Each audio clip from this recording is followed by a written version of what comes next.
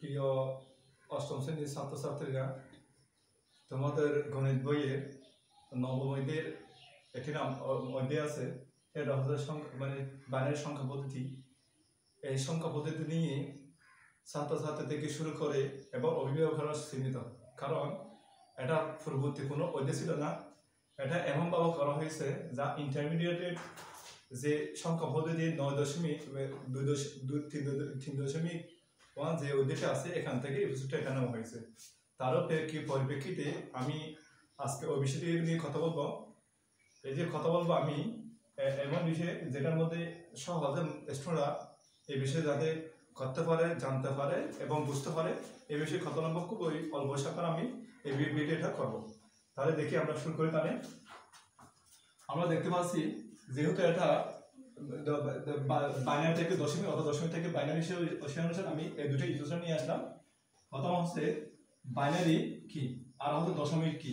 আমি এখানে আমার তিনটা রুল আছে, 1, 2 এবং কি আছে 3 আছে। এই তিনটার মাধ্যম দিয়ে আমরা অঙ্কগুলো করবো এবং সমাধানগুলো করবো। প্রথম হচ্ছে বাইনারি এবং দশমিকের মধ্যে পার্থক্য কোথায়। বাইনারি হচ্ছে বাইনারি ভিত্তি এবং বেস, যার নিচে থাকে আমি দেখাবো। ভিত্তি হচ্ছে 2 এবং অপরদিকে আমরা যদি দশমিক যদি চিন্তা করি, আর ভিত্তি অথবা বেস হচ্ছে আমরা দেখতে পাচ্ছি 10। আচ্ছা, অপরদিকে আমরা বাইনারি অঙ্ক থাকে, যেহেতু বেস দুটি তাহলে অঙ্ক থাকবে দুটি, 0 এবং 1। অপরদিকে দশমিক অঙ্ক থাকে 10টি, কারণ ভিত্তি এবং বেস হচ্ছে 10টি, তাই 0 থেকে 9 পর্যন্ত থাকে। তার অপরদিকে বাইনারি সংখ্যা পদ্ধতি পুনরূপ হচ্ছে বাইনারি নাম্বারের সিস্টেম, এবং অপরদিকে দশম সংখ্যা পদ্ধতি হচ্ছে ডেসিমাল নাম্বার অফ সিস্টেম। আমরা এই যে আমরা এক কথায় এটার থেকে সামার থেকে বুঝতে পারছি, এটার ভিত্তি 2 আর এটার ভিত্তি 10, আর এটার অঙ্ক যেহেতু 2, এখানে 0 এবং 1। অপরদিকে আমরা 10 যদি হয়, 0 থেকে যদি গণনা করি 9 পর্যন্ত হবে। তাহলে একটা জেলা আমরা আবার আরো নেক্সট লেভেল যাই, রুট 2। বাইনারি থেকে আমরা কিভাবে যোগ, বিয়োগ, গুণ এবং ভাগ করব। অত্যন্ত ইম্পর্টেন্ট এটা বিষয়টা। আমরা আগে যে ফিউচারে একের সাথে এক যোগ করলে 2 হয়, 2 এর সাথে এক যোগ করলে 3 হয়, এরকম নয়, এটা একটু আমাদের ভিন্ন রকম। তাহলে আমাদের ভিন্ন রকম ভাবে আমাদের শিখতে হবে। আমরা একটু দেখি বাইনারি যোগ। বাইনারি যোগ যদি আমি ধরছি এখানে a b আর এর সাথে আমি b যোগ করব। আরটা আছে কেরি মানে অদ্বিতীয় আন্দাজ, যেটা পাই আমরা। যেমন আমরা দেখতে পাই এখানে, যেমন 0 এর সাথে 0 যোগ করলে 0 হয়। তাহলে আমি একটা জিনিসটা দেখাই, 0 এর সাথে 0 যোগ করলে 0 হয়, কিভাবে হয়। তাহলে আমরা 0 এর সাথে 0 যোগ করলে 0 হয়, আমরা এভাবে দেখতে পাচ্ছি এখানে। আবার 1 এর সাথে 0 যোগ করলে 1 হয়, কিভাবে আমরা দেখি। 1 এর সাথে 0 যোগ করলে 1 হয়, আমরা জানি সাধারণত 1 এর সাথে 0 যোগ করলে 1 হয়। আচ্ছা, এরপর আমরা দেখতে পাচ্ছি 0 এর সাথে 1 যোগ করলে 1 হয়, এখানে কোনো অদ্বিতীয় মান থাকে না, কেরি মানে অদ্বিতীয় মান। আবার 1 এর সাথে 1 যোগ করলে 10 হয়। আমরা একটু দেখি, 1 এর সাথে 1 যোগ করলে সাধারণত আমরা যখন আমরা এক যোগ করি 2 হয়, কিন্তু এটার মধ্যে 2 নয়, এটা হচ্ছে বাইনারি ক্ষেত্রে এক যোগ করলে এখানে 10 হয়, এক যোগ করলে 10 হয়। তাহলে আমার মূল সংখ্যা হচ্ছে এটা হচ্ছে অদ্বিতীয় সংখ্যা। তাহলে এটা হচ্ছে মূল সংখ্যা আর এটা হচ্ছে সি মানে অদ্বিতীয় সংখ্যা। তাহলে আমরা মূল সংখ্যার মধ্যে আমরা 0 লিখবো, যেটা অদ্বিতীয় সংখ্যা আমরা এখানে 1 পাইছি, সেটা আমরা কেরি বিটের মধ্যে লিখবো আমরা। তাহলে আমাদের এটা হচ্ছে এরকম। তদুপরি সেম ভাবে আমরা যদি দেখতে পাই বিয়োগকে একই রকম। যেমন 0 এর সাথে 0 যোগ করলে 0 হয়, 1 এর সাথে 0 যোগ করলে 1, মানে 1 এর সাথে আমরা যদি এখানে দেখি 1 এর সাথে যদি 0 বিয়োগ করি তাহলে আমাদের 1 বসবে।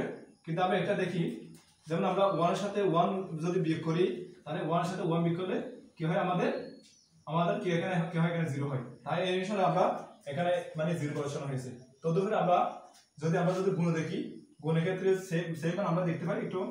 যেমন আমরা সাধারণত করে থাকি 0 এর সাথে 0 যোগ করলে 0 হয়। আবার আমরা যদি আর দেখি, 0 এর সাথে 1 যোগ করলে 1 গুণ করলে 0 হয়।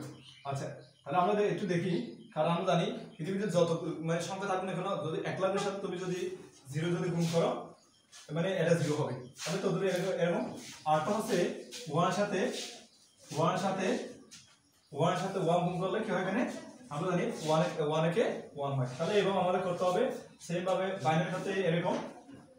আমরা এটা একটু দেখি, যেমন 1 এর সাথে 1 ভাগ করলে 1 এর সাথে 1 ভাগ করলে সাধারণত আমরা জানি এখানে 1 বাজাই, আমরা এখানে 1 দেব, এখানে আমরা 1 দেব, 1 হতে 1 0 তাহলে আমরা এটার ফলাফল পাইছি কত, এখানে 1 পাইছি। এভাবে করতে হবে। তাহলে আমরা কিভাবে করতে হবে, আমরা যোগ বিয়োগ গুণ ভাগ আমরা এটা দেখলাম। আর দ্বিতীয় হচ্ছে আমরা অনেক সময় আমরা দেখতে পাই দশমিক থেকে বাইনারি, বাইনারি থেকে দশমিক সংখ্যা কিভাবে করব এটা আমরা বুঝতে পারি না। অনেক বইয়ের মধ্যে আমরা অনেকভাবে দেখতে পাই, কিন্তু আজকে এই এপিসোডের মধ্যে এমন ভাবে কিছু দেখাবো যেটার মধ্যে তোমাদের জন্য কাজ লাগবে। যেমন আমি দেখাই দশমিক থেকে দশমিক স্থায়ী মানকে এখানে স্থায়ী মান ভিত্তি আর বেস দুই দ্বারা কি করে ভাগ করা। অর্থাৎ আমরা যখন দশমিক থেকে বাইনারি করব তখন আমাদের যে সংখ্যাটা আছে স্থায়ী মান যেটা আছে সেটা থেকে 2 দ্বারা ভাগ করব, ঠিক আছে। আবার উক্ত মান আবার যখন আমরা উত্তর গণনা করব নেব তখন উপর থেকে নিচে নেব, অর্থাৎ উপর থেকে আমরা নিচে নেব। আচ্ছা, বাইনারি মান আমরা কিভাবে বের করব আমরা একটু দেখি। আমরা একটু দেখাই। যেমন আমি যদি 1 এর সাথে 1 যদি যোগ করি, 1 এর সাথে 1 যোগ করলে আমরা জানি যে 1 এর সাথে 1 যোগ করলে আমরা জানি যে 1 1 যোগ করলে এখানে আছে, এখানে 1 1 যোগ করলে 10 হয়, 1 1 যোগ করলে এখানে 10 হয়। মানে আমরা এটা হচ্ছে দশমিক সংখ্যা মানে বাইনারি যোগ করা। আবার যদি আমরা 1 এর সাথে 1 কি করে এখানে বিয়োগ করি তাহলে 1 হাতে 1 এর কথা এখানে 0, তাহলে এভাবে করতে হবে। আর যদি আমরা 1 এর সাথে 1 গুণ করি তাহলে 1 1 1, এটা হচ্ছে মানে বাইনারি গুণ। আবার যদি আমরা 1 এর সাথে 1 ভাগ করি তাহলে এটা হচ্ছে মানে এর সাথে ভাগ করলে 1 বজায়, এখানে 1 দিতে হবে, 0 হবে এটা। তাহলে আমাদের এই যে যোগ বিয়োগ গুণ এবং ভাগ এটা এভাবে করতে হবে। প্রিয় ছাত্রছাত্রীরা, আমি আশা করি আজকের এই যে এপিসোড নিয়ে আমি কথা বললাম এবং বাইনারি সংখ্যা কিভাবে করতে হবে এটা বললাম, এবং এরপরে তোমরা এটা একটু ভালো করে দেখে নেবা এবং করে নেবা, বুঝে নেবা। এবং পরবর্তী যে এপিসোড এবং আমি পর্বটা দেবো, পর্ব নম্বর 2, এটা আমন্ত্রণ জানিয়ে আজকের জন্য শেষ করলাম। আল্লাহ হাফেজ।